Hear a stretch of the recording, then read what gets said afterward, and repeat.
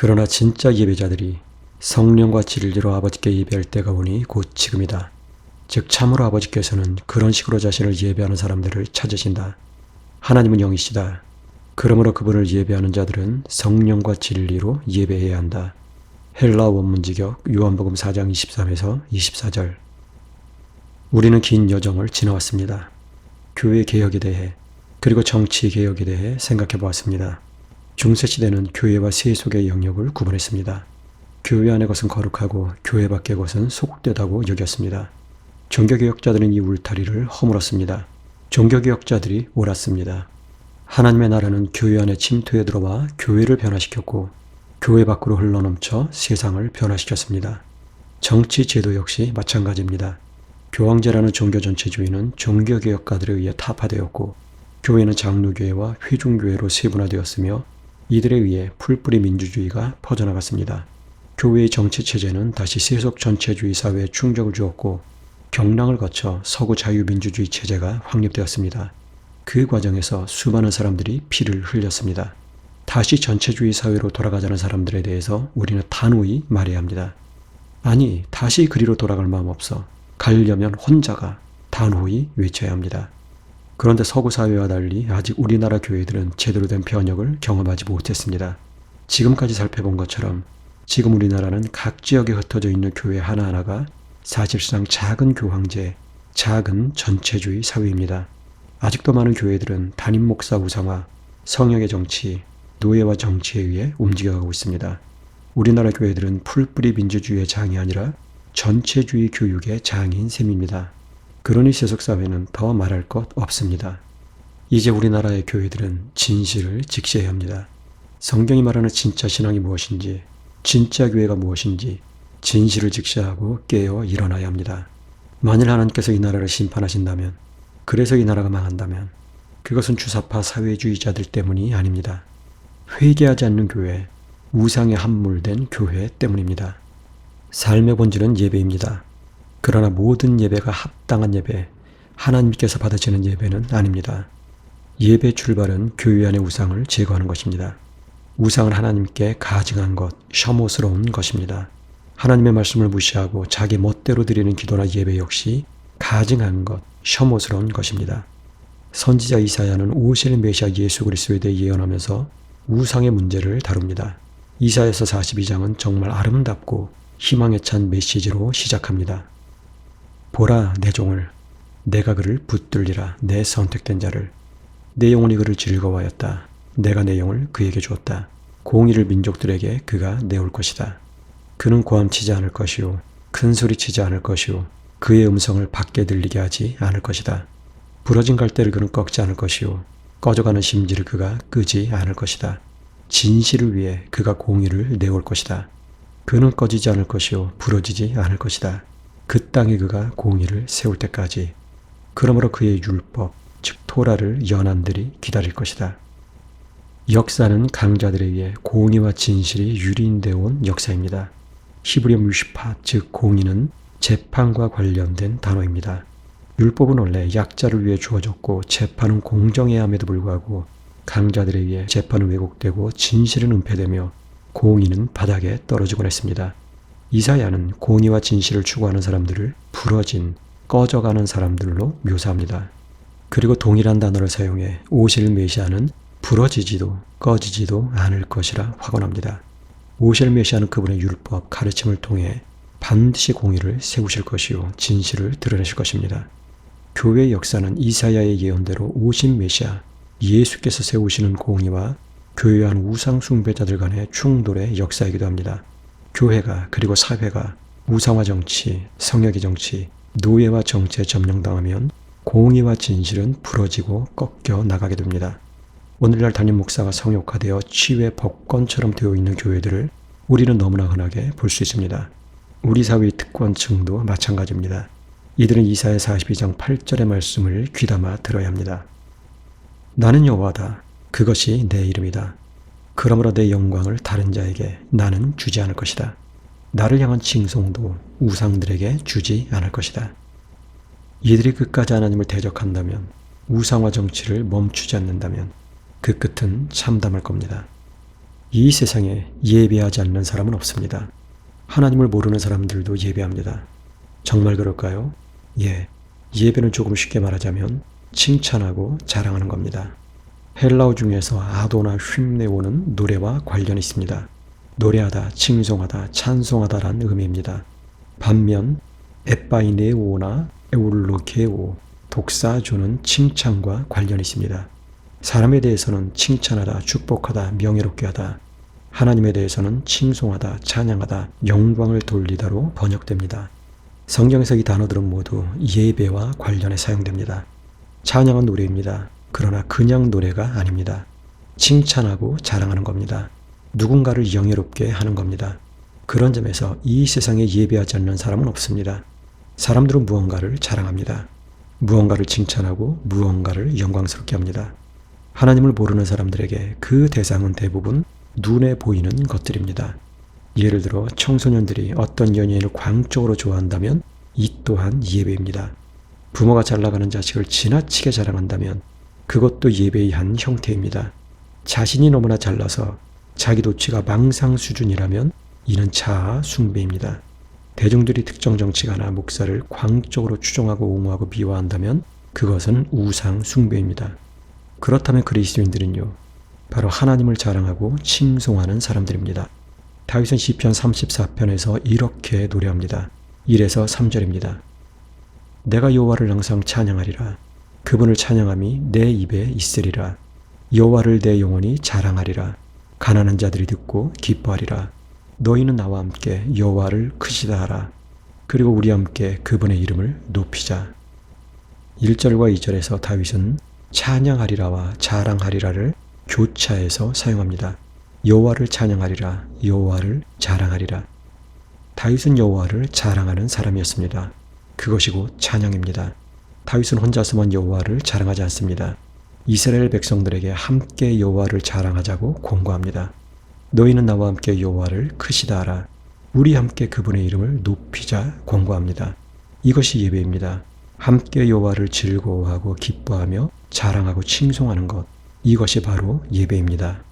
웨스트민스터 신조 대우리 문답을 보면 우리 그리스도인들의 본분에 대해서 이렇게 아름답게 묘사하고 있습니다. 제1문, 사람의 주된 그리고 가장 고귀한 목적은 무엇입니까? 답, 사람의 주된 그리고 가장 고귀한 목적은 하나님을 영화롭게 하는 것, 그리고 온전히 그분을 영원토록 즐거워하는 것입니다. 질문과 답은 사람에 관한 것이지만 그러나 죄 아래 있는 인간은 절대 이런 삶을 살 수 없습니다. 죄 아래 있는 인간은 하나님의 부르심이 아닌 욕망의 지배를 받기 때문입니다. 욕망 자체는 죄가 아니라 타락한 인류는 표적을 잃어버린 화살과 같아서 욕망은 제멋대로 날아가게 되어 있습니다. 표적이 무엇이 되었건 인간은 하나님이 아닌 것을 하나님으로 여기고 집착하고 허비하고 칭송하면서 욕망의 노예로 살아가게 되어 있습니다. 이 경우 이성도 상식도 모두 무용지물이 되고 맙니다. 열광주의도 사람들의 욕망이 발현된 한 형태입니다. 열광주의는 종교의 형태로 나타나기도 하고 정치의 형태로 나타나기도 하고 문화의 형태로 나타나기도 합니다. 예를 들어 사이비 종교에 빠지는 사람들 보세요. 이들이 이상한 사람들이 아닙니다.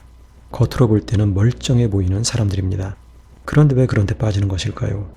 비록 거짓말이기는 하지만 교주들이 그들의 욕망을 충족시켜주기 때문입니다. 그들을 따라가면 새로운 세계, 유토피아가 펼쳐질 것 같기 때문입니다. 그래서 사람들은 교주를 맹목적으로 따르고 그에게 자발적으로 충성하며 노예 노릇합니다. 정도의 차이만 있지 사실 이게 보통 사람들의 삶입니다. 그렇게 살다 어떤 사람들은 하나님께 부르심을 받습니다. 예수 그리스도를 믿고 받아들이게 됩니다.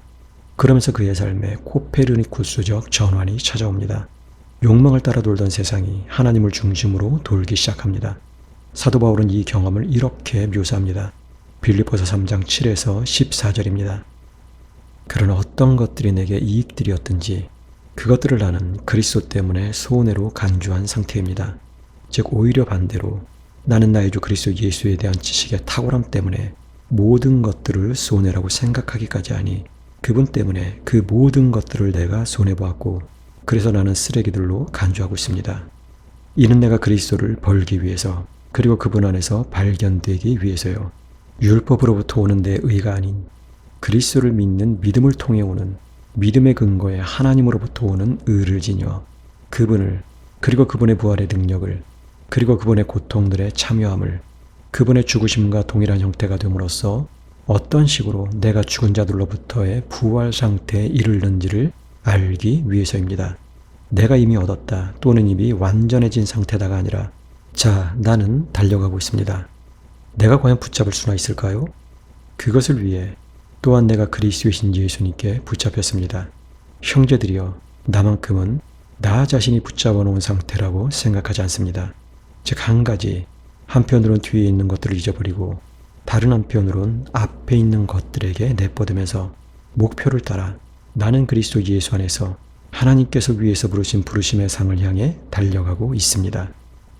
사도 바울이 증언하고 있듯 이제 그리스도인들은 이전과는 전혀 다른 가치관, 인생관, 세계관을 갖고 살아가게 됩니다.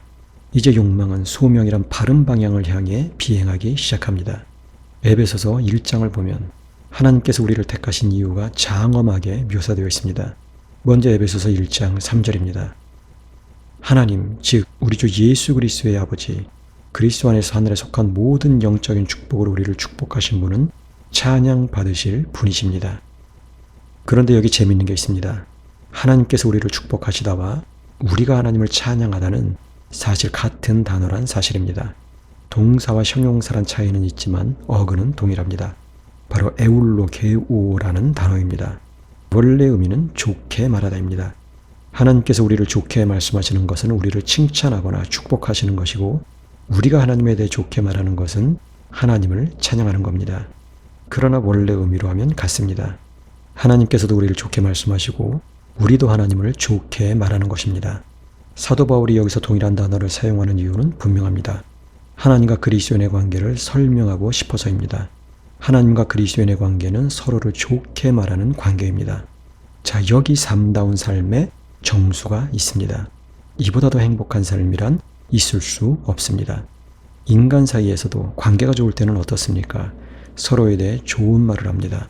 관계가 나쁠 때는요, 나쁜 말을 합니다. 인간관계가 깨지면 가장 먼저 나타나는 현상이 나쁜 말들의 홍수입니다. 그 나쁜 말들 때문에 사람들은 불행해집니다. 그런데 하나님과 인간 사이의 관계는요, 더 말할 필요조차 없습니다. 하나님과 사람이 서로 좋게 말하는 관계는 다르게 말하면 행복한 관계입니다. 말할 수 없이 즐거운 관계입니다. 그래서 그리스도인들은 회심을 할 때 정도의 차이는 있지만 독특한 기쁨을 경험합니다. 기쁨의 강도가 크기도 하고 작기도 하고 그 기간이 길기도 하고 짧기도 하지만 이 세상의 기쁨과는 질적으로 다른 독특한 기쁨을 경험하게 됩니다. 자, 원문을 자세히 살펴보면 하나님과 우리 사이에 좋게 말하는 것도 순서가 있습니다. 하나님께서 우리에게 좋게 말씀하시는 것이 먼저입니다. 3절을 이 단어의 기본 의미대로 다시 번역하면 이렇게 됩니다. 우리를 좋게 말씀하신 분은 좋게 말함을 들으실 분입니다. 하나님께서 우리를 축복하셨고 그 결과 우리 역시 하나님을 찬양하게 됩니다. 하나님의 축복이 먼저입니다. 그런데 하나님의 축복은 어디까지 거슬러 올라가느냐? 세상이 창조되기 전까지 거슬러 올라갑니다. 1장 4절입니다. 그렇게 그분은 창세전에 그리스도 안에서 우리를 택하여 사랑으로 그분 앞에서 우리를 거룩하고 흠이 없게 하셨습니다. 제가 예전에 어떤 목사의 설교를 들은 적이 있습니다. 그 사람이 뭐라 했느냐? 아직도 예정론을 믿는 사람이 있느냐는 거였습니다. 이미 유행이 지났는데 예정론을 믿는다는 게 말이 되느냐는 거였습니다. 본인이 하나님의 은혜를 경험한 적 없다는 사실을 공공연하게 드러낸 겁니다. 이 세상에 먼저 하나님을 사랑하는 사람은 없습니다. 먼저 하나님에 대해 좋게 말하는 사람, 찬양하는 사람은 없습니다. 하나님의 은혜가 먼저입니다. 찬양과 예배는 은혜의 결과입니다. 그런데 그 은혜는 창세 전으로 거슬러 올라갑니다. 사람들은 자신의 아두란 머리로 반문합니다. 이 세상이 창조되기 전이면 아무것도 없을 때인데 어떻게 예정이 가능하냐는 것입니다. 이런 발상은 하나님을 인간의 수준으로 끌어내리는 것입니다. 자기들은 똑똑하다 생각하지만 사실 그들이 믿는 하나님은 자신들이 상상해낸 하나님입니다. 그런데 저는 그런 하나님 믿지 않습니다. 인간의 수준으로 끌어내린 하나님, 인간이 만들어낸 신, 그런 걸 믿어야 할 이유가 없습니다. 그리스 로마 신화에 나오는 신들 보세요. 사람과 다를 게 하나도 없습니다. 사람에 비해 능력이 조금 출중할 뿐이지 그 수준이라는 게 딱 인간입니다. 그것도 죄투성이, 오물투성이 인간입니다. 그런데 그런 신을 왜 믿습니까? 가짜인데. 그런데 하나님을 그런 수준으로 끌어내리는 사람들이 바로 유명한 목사들입니다. 그들이 드리는 예배, 그냥 그럴듯해 보이는 쇼일 뿐입니다. 에베소서 1장 3에서 14절을 보면 하나님께서 우리를 축복하신 이유가 무려 3번에 걸쳐 언급됩니다. 6절, 12절, 14절에서입니다. 순서대로 개역개정판을 옮기면 이렇습니다. 그의 은혜의 영광을 찬송하게 하려는 것이라. 6절. 그의 영광의 찬송이 되게 하려 하심이라. 12절. 그의 영광을 찬송하게 하려 하심이라. 14절. 여기서 두 번째, 즉 12절은 조금 이상합니다. 그의 영광의 찬송이 된다로 되어 있어 마치 우리가 그분의 영광의 찬송이 되는 것처럼 보입니다. 그러나 원문을 보면 셋 다 동일합니다. 12절을 정확히 번역하면 그분의 영광을 찬양하도록입니다.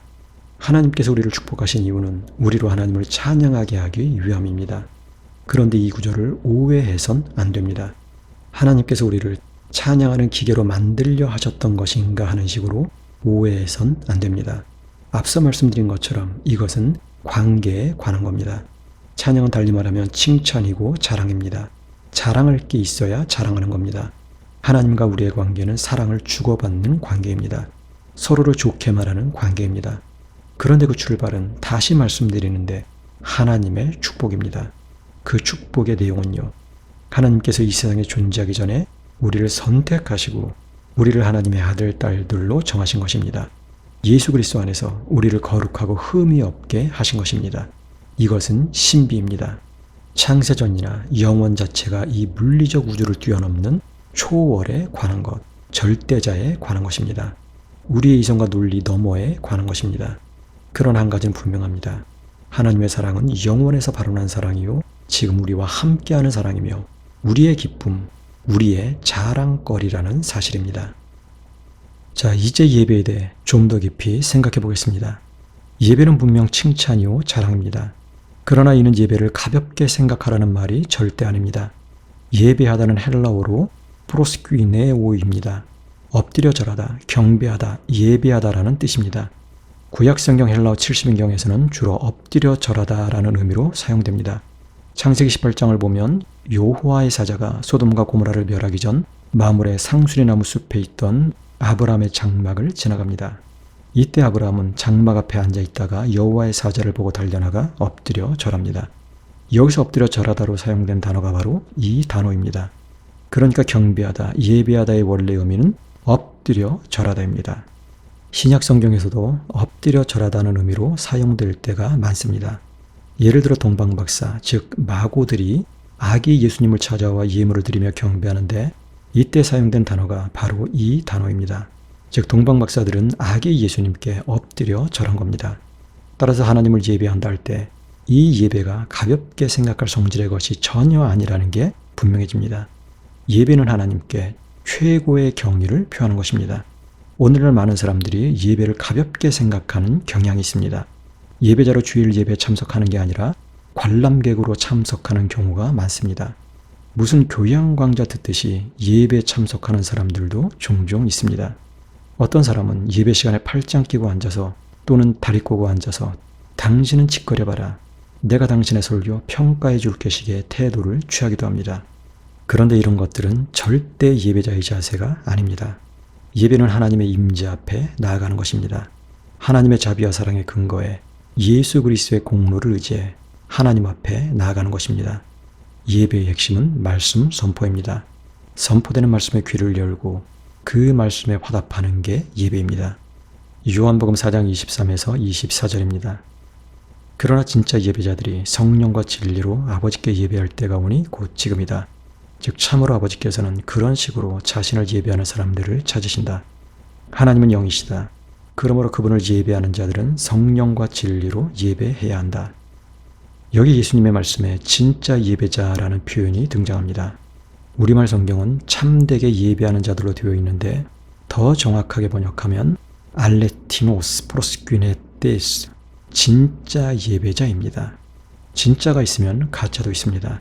진짜와 가짜를 판별하는 기준은 성령과 진리입니다. 개역개정판은 영과 진리로 되어 있는데 성령과 진리가 맞습니다. 헬라어로 성령은 네우마, 진리는 알레테이아입니다. 네우마는 영으로도 성령으로도 번역될 수 있습니다. 우리말 성경은 이를 영으로 옮겼고 당연히 많은 분들이 이를 영으로 이해합니다. 그래서 어떤 사람들은 영으로 예배한다를 인간이 영적인 상태가 된다로 간주합니다. 그보다 조금 나은 분들은 이를 하나님의 성품에 적합한 태도가 된다로 생각합니다. 둘 모두 인간에게 초점이 있습니다. 이 중 특히 전자는 신비주의로 흐를 확률이 높습니다. 인간이 영적인 상태가 된다를 사람들은 엑스터시 상태, 즉 자아가 반쯤 나간 상태에서 황홀경을 경험하는 것으로 이해하곤 하는데 오늘날 이런 식의 예배를 조정하는 곳 많습니다. 예를 들어 예배 시간에 타악기를 일정한 리듬으로 반복해 치면서 속도를 조금씩 높인다든가 빠른 찬양을 되풀이해서 부르게 한다든가 아니면 미친 듯이 소리 지르며 기도하게 한다든가 하는 것들이 다 여기에 속합니다. 또 공연식의 찬양 집회도 마찬가지입니다. 달콤한 멜로디의 가스펠송을 계속해서 부르다 보면 사람들은 멜로디 자체에 빠져듭니다. 사이사이 진행자들은 사람들의 감정을 부추기는 말들을 해 분위기를 고양시킵니다. 그러면서 사람들은 황홀경에 빠져 카타르시스를 경험하게 됩니다. 그런데 이런 것들이 정말 예수님께서 말씀하신 그 예배일까요? 아닙니다. 영과 진리는 성령과 진리로 이해해야 맞습니다. 초점은 인간에게 있지 않고 성령님께 있습니다. 특히 진리라는 단어, 헬라어 알레테이아는 원래 진실이라는 뜻입니다. 지금까지 신학자나 목사나 모두가 관행적으로 이를 진리로 써왔기 때문에 저 역시 어쩔 수 없이 진리로 옮겼지만 사실은 진실입니다. 즉 성령과 진실입니다. 예수님께서 말씀하신 진짜 예배자는 성령과 진실 가운데 예배하는 사람입니다. 이것은 요한복음에서 언급되는 성령님에 대한 묘사에서 분명해집니다. 요한복음 14장 16에서 17절입니다. 나 역시 아버지께 구할 것이요 다른 보혜사를 그분이 너희에게 주셔서 그가 너희와 함께 영원토록 계실 것이다. 그는 진리의 영이시니 세상은 그를 받아들일 수 없다. 세상은 그를 인지하지도 알지도 못하기 때문이다. 너희는 그를 안다. 너희 곁에 그가 머물며 너희 안에 그가 계실 것이기 때문이다. 예수님께서는 성령님을 다른 보혜사로 표현합니다. 헬라어 파라클레토스라는 단어는 곁에서 돕는 자, 위로자, 권면하는 자라는 뜻입니다. 보혜사라는 단어는 사실 피부에 와닿지 않습니다. 곁에서 권면하고 돕는 자가 이 단어의 정확한 의미입니다. 성령님께서 다른 보혜사인 이유는 첫 번째 보혜사가 바로 예수님이기 때문입니다. 예수님은 제자들 곁에서 제자들을 위로하고 돕고 권면하신 분입니다. 첫 번째 보혜사가 떠나게 되면 당연히 그리스도인들에게는 다른 보혜사가 필요합니다. 그 다른 보혜사가 바로 성령님입니다. 우리 곁에 머물며 우리를 위로하고 돕고 권면하시는 분입니다. 심지어 그분은 우리 안에도 머무십니다. 영원토록 거하십니다. 그런데 이 성령님은 바로 진리의 영입니다. 정확히 말하면 진실의 영입니다. 진실이 무엇인지를 드러내시는 분입니다. 요한복음 15장 26절입니다. 내가 너희에게 아버지로부터 보낼 그 보혜사께서 오시면 아버지로부터 나오신 그 진리의 영께서 즉 그분께서 나에 대해 증언하실 것이다. 성령님은 진리의 영, 즉 진실이 무엇인지를 드러내시는 분입니다. 사실 성경 전체가 진실에 관한 책입니다. 성경은 절대 추상적이고 관념적인 책, 형이상학을 다루는 책이 아닙니다. 진실을 드러내는 책입니다. 창세기 1장 1절부터가 진실과 거짓의 싸움입니다. 진실은 하나님께서 이 세상을 창조하셨다입니다. 세상은 늘 이 사실을 부정합니다. 창조가 부정된 것이 단지 근대 진화론의 등장 이후부터라 생각하면 오산입니다. 인류 역사가 시작된 그때부터 가인의 시대부터 인간은 끊임없이 창조주 하나님을 부정해왔습니다. 다윗은 시편 14편 1에서 3절에서 이렇게 증언합니다. 어리석은 자는 그의 마음으로 말합니다. 하나님은 없다. 그들은 부패시킵니다. 행위를 가증하게 만듭니다. 선을 행하는 자가 없습니다. 여호와께서 분별력 있는 자, 하나님을 찾는 자가 있는지 보려고 하늘에서 사람의 아들들을 내려다보십니다. 그 모두가 빗나갔습니다. 다 함께 부패했습니다. 선을 행하는 자가 없습니다. 단 하나도 없습니다. 구원에 대해서도 마찬가지입니다. 세상은 진실을 알지 못합니다. 끊임없이 예수님의 메시아 되심을 부정합니다. 그러나 성령께서는 진실이 무엇인지를 드러내십니다. 창조주 하나님에 대해서, 우리의 구원자 예수 그리스도에 대해서 진실을 말씀하십니다. 성령님은 진실의 영이기 때문입니다. 이는 요한복음 16장 13절을 통해서도 확인됩니다.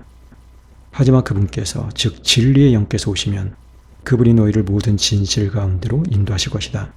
왜냐하면 그분은 자의로 말씀하시지 않고 오히려 그분이 들은 대로 말씀하시며 올 것들을 너희에게 알리실 것이기 때문이다.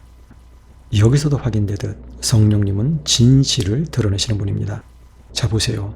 성령과 진실이라는 단어는 떼려야 뗄 수 없는 관계입니다.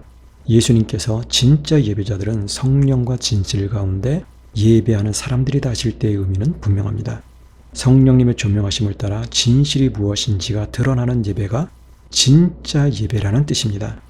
예배의 초점은 인간에게 있지 않습니다. 인간이 스스로 분위기를 만들고 감정을 쥐어짜내고 황홀경에 빠져드리는 예배는 예배가 아닙니다. 진짜 예배는 그 출발도 과정도 끝도 그 모든 게 성경에 기초합니다.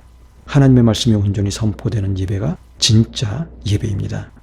종교개혁 당시 예배에 대한 핵심 쟁점은 성찬에 관한 것이었습니다. 즉 성찬식 때 사용되는 빵과 포도주를 어떻게 이해해야 할까에 관한 것이었습니다. 이에 대한 입장은 크게 네 가지로 분류됩니다. 화채설, 공제설, 영적 임재설, 기념설입니다. 화채설은 로마 가톨릭, 공제설은 마틴 루터, 영적 임재설은 칼빈, 기념설은 찌빙글리의 입장입니다. 화채설은 사제가 미사에서 빵과 포도주를 봉헌하면 이때 빵과 포도주가 실제로 예수님의 살과 피로 변한다는 주장입니다. 이 때문에 로마교에서는 성찬식 때 로마교 교도들에게 포도주를 나눠주지 않습니다. 예수님의 피로 변한 포도주가 땅에 쏟아질까 하는 염려 때문입니다. 공제설은 빵과 포도주가 예수님의 살과 피로 변한다는 주장은 거부합니다. 그러나 예수님의 살과 피가 신비한 방식으로 빵과 포도주에 편재한다고 봅니다. 영적 임재설은 화채설과 공제설을 모두 부정합니다. 빵과 포도주가 예수님의 살과 피로 변하는 것도 아니고 또는 그 가운데 예수님의 살과 피가 존재하는 것도 아니라고 합니다. 대신 예수님께서 영적으로 빵과 포도주 가운데 임한다고 봅니다. 기념설은 이 모든 것을 부정합니다. 성찬식은 그저 예수님의 십자가 죽으심을 기념하는 것일 뿐이라고 봅니다. 종교개혁계에 성찬에 대해 이토록 치열하게 논쟁이 벌어졌던 이유는 당시 예배에서 성찬이 차지했던 비중이 컸기 때문입니다. 성찬 논쟁의 본질을 모르는 분들은 오늘날에도 이 네 가지 이론에만 매달려 무엇이 옳고 그른지에 시간을 쏟아붓습니다. 그러나 이 논쟁의 핵심은 다른 데 있습니다. 이 논쟁의 핵심은 사제주의입니다. 로마교에서 사제는 하나님과 인간 사이에서 중보자의 역할을 합니다. 미사에서 사제주의가 가장 두드러지는 게 바로 빵과 포도주에 대한 축성입니다. 즉 사제가 빵과 포도주를 봉헌하면 그 빵과 포도주는 예수님의 살과 피로 변한다는 것입니다. 축성된 빵과 포도주를 로마교에서는 성체라고 부릅니다. 즉 그리스도의 거룩한 몸이라는 뜻입니다. 이를 가능하게 하는 것이 바로 사제입니다. 이는 사실 토테미즘의 일종입니다. 사물이나 자연을 숭배하는 의식입니다. 오늘날에도 나무를 숭배한다든가 늑대를 숭배한다든가 달을 숭배한다든가 하는 사람들 있습니다. 로마교는 한마디로 빵과 포도주를 숭배하는 사람들이라고 보면 됩니다. 로마교 미사의 핵심은 사제주의입니다. 마틴 루터는 종교개혁 3대 논문 중 하나인 교회의 바벨론 감금에서 이를 이렇게 비판합니다. 이 성례의 세 번째 감금은 모든 것 중에서 가장 사악한 오용이다. 이 결과로 오늘날 교회에는 미사가 선행이고 희생제라는 의견보다 더 일반적으로 보유되거나 또는 더 확고하게 믿어지는 의견이 없게 되었다. 그리고 이 오용은 다른 무수한 오용을 가져오므로 이 성례의 신앙은 완전히 소멸되었으며 거룩한 성례가 순전한 상품과 시장과 이득 사업으로 화하고 말았다. 로마교는 예배를 사제들의 권력을 강화하는 수단으로 만들었습니다. 마틴 루터의 말대로 미사가 행해질 때마다 희생제사가 끊임없이 되풀이되는 시스템을 만들어 놓았습니다. 강대상을 제단으로, 성찬을 제사로, 미사 집전자를 제사장으로 만들어 놓았습니다. 이는 히브리서 10장 12, 14절 말씀과 정면으로 충돌합니다. 그러므로 그리스도는 죄를 위해 영원히 지속되는 한 제사를 드리시고 하나님 우편에 앉으셨습니다. 12절 분명 한 제사로 그분은 거룩하게 된 자들을 영원토록 완전하게 하셨습니다. 14절 예수님께서 십자가 위에서 드리신 제사는 영원토록 효력 있는 단 한 번의 제사입니다. 예수님 스스로 제물이 되셨습니다. 더 이상 다른 제사는 필요하지 않습니다. 그리스도인은 그 완전한 효력을 받아 누리는 사람들입니다. 자유인들입니다. 그럼에도 불구하고 로마교가 예수 그리스도의 십자가 죽으심을 불완전한 것으로 만드는 이유는 그 체제 자체가 그리스도를 대신하는 체제, 즉 그리스도의 대용품이기 때문입니다. 사제와 교황을 성역화하고 이를 종교 권력의 수단으로 삼는 체제이기 때문입니다. 그렇다면 오늘날 개신교는 어떨까요? 종교개혁자들, 특히 칼빈은 무엇이 진짜 교회인가는 논쟁에서 조직교회 중 진짜 교회는 반드시 두 가지가 있어야 한다고 했습니다. 즉 말씀과 성례입니다. 이를 교회의 표지라 합니다. 그런데 성례는 보이는 말씀이라는 점에서 결국 진짜 교회가 반드시 가지고 있어야 할 것은 오직 하나, 말씀입니다. 이것이 무엇을 의미하는지 생각해 보십시오. 성경을 잘 간수하고 보관하라는 뜻일까요? 아닙니다. 이는 예배에 관한 겁니다. 성령과 진실 가운데 드려지는 예배, 즉 말씀이 온전히 선포되는 교회, 복음이 설교되는 교회만이 진짜 교회라는 의미입니다. 복음의 핵심은 그리스도의 십자가와 부활입니다. 그런데 오늘날 교회들은 어떨까요? 생각보다 심각합니다. 오늘날 교회에서 선포되는 말들이 정말 하나님의 말씀이라고 생각하면 오산입니다. 19세기 자유주의 신학의 발흥으로 성경에 대한 인식 자체가 바뀌었기 때문입니다. 오늘날 다수의 신학자, 목사들은 성경을 하나님의 말씀으로 생각하지 않습니다. 그저 종교 천재들의 저작물로 볼 뿐입니다. 예수님께서 성령과 진실에 대해 말씀하실 때 그 핵심은 기록된, 그리고 기록될 하나님의 말씀, 즉 구약과 신약으로 구성된 성경입니다. 성경은 하나님에 대해, 인간에 대해, 세상에 대해, 구원에 대해 진실을 드러내는 책입니다. 성경은 하나님의 자기 계시이기 때문입니다. 그러나 오늘날 많은 이들이 성경의 권위를 부정합니다. 성경이 하나님의 자기 계시라는 사실을 인정하지 않습니다. 당연히 이들이 하는 설교는 사실 성경에 계시된 하나님이 아닙니다. 자신들이 상상해낸 하나님, 자신들이 조작해낸 예수, 자기 멋대로의 신앙을 가르치는 것일 뿐입니다. 그러다 보니 교회 말들은 넘쳐나는데 진짜 하나님의 말씀은 사라지고 없습니다. 그러면서 교회는 로마 교회의 아류가 되고 말았습니다. 역사상 개혁교도들은 사회 변혁의 중심에 있었습니다. 반면 오늘날 교회들은 사회로부터 지탄의 대상이 되고 있습니다. 당연한 결과입니다. 마틴 루터는 종교개혁 당시 로마의 미사를 비판하며 이런 글을 남겼습니다. 우리는 그 본래의 단순한 제도에 첨가된 것을 일체 제거하는데 각별히 유의하지 않으면 안 된다. 곧 예복, 장식품, 찬송가, 기도, 오르간, 촛불, 그리고 모든 외적인 허식들과 같은 것들이 그러하다. 우리는 눈과 마음을 오직 이 그리스도의 재정에만 돌려야 하며 바로 성례를 제정하시고 완전하게 하시고 우리에게 위탁하신 그리스도의 말씀 외에는 우리 앞에 아무것도 두어서는 안 된다. 왜냐하면 그 말씀, 홀로 그 말씀 안에만 미사의 능력과 본질과 실체가 있기 때문이다. 그 외의 모든 것은 그리스도의 말씀에 전부된 인간의 행위이며 미사는 그것들 없이도 똑같이 미사로 유지되며 존속할 수 있다. 오늘날 교회들을 보십시오. 성공학 강의, 처세술, 간정으로 도배되는 집회 많습니다. 또 콘서트 같은 집회, 바알과 아세라 선지자들처럼 열광주의에 빠진 광란에 가득한 집회도 여전히 성행합니다. 축복대성회, 치유집회 같은 것들도 마찬가지입니다. 이런 것들은 다 종교심에서 나온 것들일 뿐입니다. 그저 인간의 종교적 욕구를 충족시키는 수단일 뿐입니다. 그 내용은 잘 먹고 잘 살자, 돈 많이 벌자, 자녀 좋은 대학에 보내자 따위입니다. 다 노예 근성일 뿐입니다.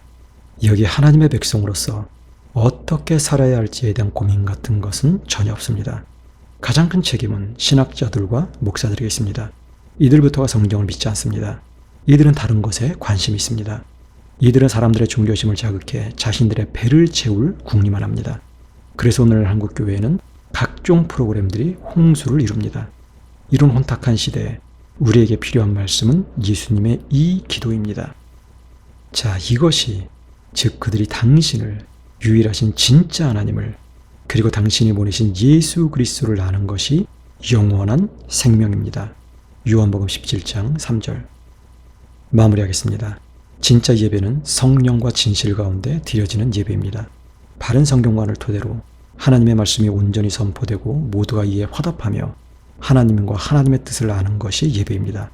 교회에서 말씀이 사라지면 교회는 결국 미신에 사로잡히게 되어 있습니다. 이는 이미 중세 천년 로마교가 입증한 사실입니다. 한국교회 역시 마찬가지입니다. 오늘날 미신과 망상에 빠진 교회들 많습니다. 자, 근본으로 돌아가야 합니다. 성경으로 돌아가야 합니다. 종교개혁자들이 왜 찬양마저 개혁하려 했는지 생각해 보아야 합니다. 왜 성가들을 폐지하고 시편 찬양을 도입하며 복잡한 화성이나 기교가 가득한 멜로디 같은 것들을 배격하려 했는지 알아야 합니다. 예배는 그것이 찬양이 되었건 기도가 되었건 모두 말씀의 연장이어야 하기 때문입니다. 진실이 드러나는 예배만이 진짜 예배입니다. 동시에 예배는 단지 예배 시간에만 국한되지 않습니다. 삶의 본질은 예배입니다. 예배는 하나님을 자랑하고 칭송하는 것입니다. 여러분의 일상생활에서 무엇을 자랑하고 무엇을 칭송하고 있는지 한번 생각해 보시길 바랍니다. 여러분이 자랑하는 게 바로 여러분이 예배하고 섬기는 대상입니다. 여러분이 하나님을 자랑하고 있다면 여러분은 일상의 삶 속에서도 진짜 예배자로 살아가고 있는 겁니다. 그러나 일상의 삶에서는 다른 것들을 자랑하고 칭송하고 있다면 여러분은 하나님이 아닌 다른 것들을 예배하며 살아가고 있는 겁니다. 저는 여러분 모두가 진짜 예배자이길 원합니다. 일상의 삶 속에서도 예배자로 살아가고 모일 때에도 진짜 예배자로 모이는 여러분들이길 소망합니다. 자, 긴 여정을 통해 우리는 교회개혁과 정치개혁에 대해 생각해 보았습니다. 이 책이 요나의 외침이 될지 소돔성 천사의 손길이 될지 저는 알지 못합니다.